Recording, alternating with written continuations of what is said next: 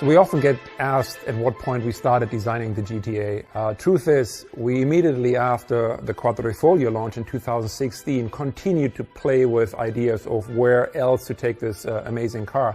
So it was actually over the course of many, many years that we started sketching on a more extreme version of the Giulia. And for the 110th anniversary, it seemed to be the right time to actually show this creation. When we thought about the anniversary, we wanted to bring something very unique on the market. We wanted to celebrate this, and the best celebration that you can do is to bring a new car for the Alfisti, for the customers, for all the ones who are fallen in love with Alfa Romeo.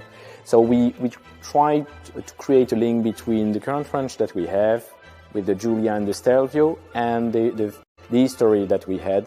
So really this car, more than the celebration of the anniversary, is a gift. It's a gift for 500 customers. It's a gift for 500 people who love Alfa Romeo.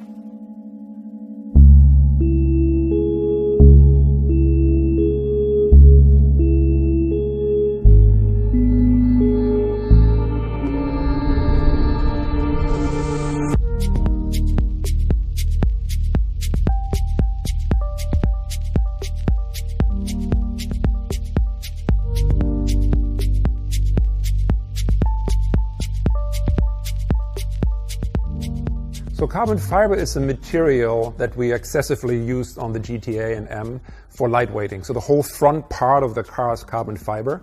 A lot of the carbon fiber you don't even see. The hood, for example, is carbon fiber. The fender are carbon fiber. The whole front fascia is carbon fiber, but it's painted, so it's not really visible. But then there's a lot of exposed parts of carbon fiber, the aero pieces. We also have the wheel arch extension in the back, the rear wing. Those are exposed carbon fiber pieces. We actually like very much working with carbon fiber. It's a material that can almost do anything. But the two differences you need to understand when working with carbon fiber, and you really have to pay attention to in the design phases, what will become aesthetic and therefore will be shown, and what is non-aesthetic.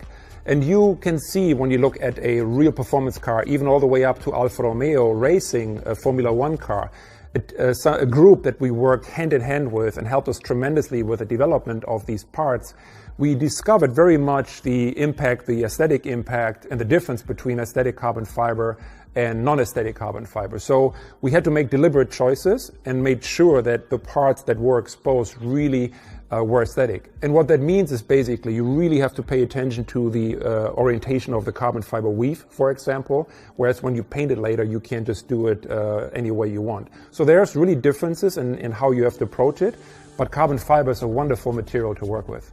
So when we designed the Giulia GTA, when we had it in the studio, you can imagine that our walls were filled with reference images of the original GTA. And one thing you can't escape looking at these images were some of these iconic liveries. And what I really liked about them is they had a completely different solution than you saw on maybe other brands at that time, with this kind of dipped nose. And the dipped nose basically was done back in the day to identify the driver. So the car either had a complete nose in white or in light blue or in ochre and this kind of burnt yellow. And that's something we thought was really, really cool. So when the car was done, when the GTA was done, we thought this would be a nice opportunity for our customers, if they so wish, to also apply this kind of historic livery. So while the car in itself is not referring to the GTA with retro design or anything, but just the nameplate, we thought with the liveries, we allow our customers to actually create this nod to history, to actually make that connection to the original GTA and apply some of these really, truly iconic liveries.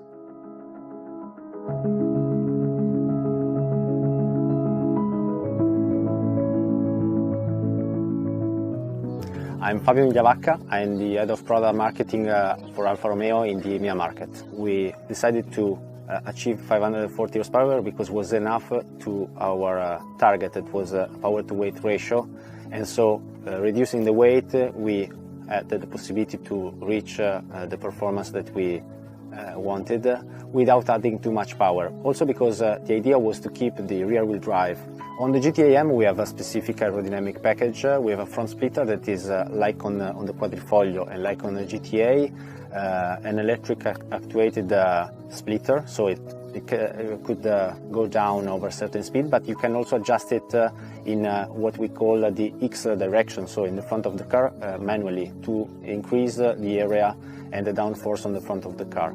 In the same way, on the back of the car we have this huge rear wing that is adjustable, so the central part could be inclined in a different position, adjustable manually from the customer, and we will give some guideline to the customer depending from the circuit where the customer will drive for a track day or something like that, giving the aero setup that is the ideal one for that circuit. We worked on the weight reduction on the GTA M and the GTA, working from every single particular of the car.